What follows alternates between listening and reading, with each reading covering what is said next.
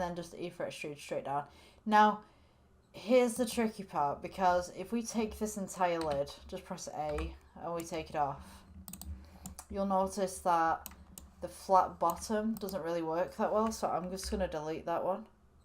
Delete faces. So we got the basic of a plastic lid there. I'm just going to delete this face. So I think I want to select everything right now, and then just put E for extrude, and then scale somewhat inwards. Maybe that would work. You know, I'm going to take that bit off. So this part right here, just going to select these vertices, these faces, all the way around, and then delete those.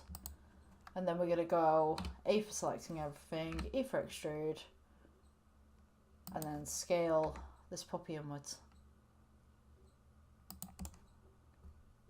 But just drop it down just slightly, so that it's not interacting with anything else.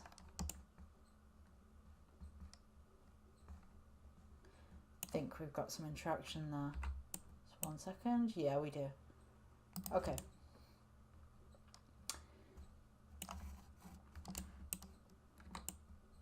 I'm just going to scale that together, S for scale. And that's our basic kind of lid. And then we're just going to scale in the middle as well, just to kind of give it that little bevel. Again. Scale. Yeah, I think that's about right.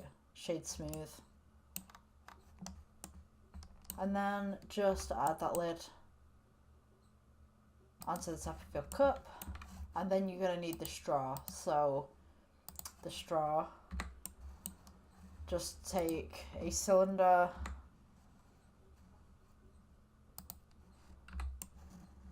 and then what you're going to do with it, you're not going to just place it straight in.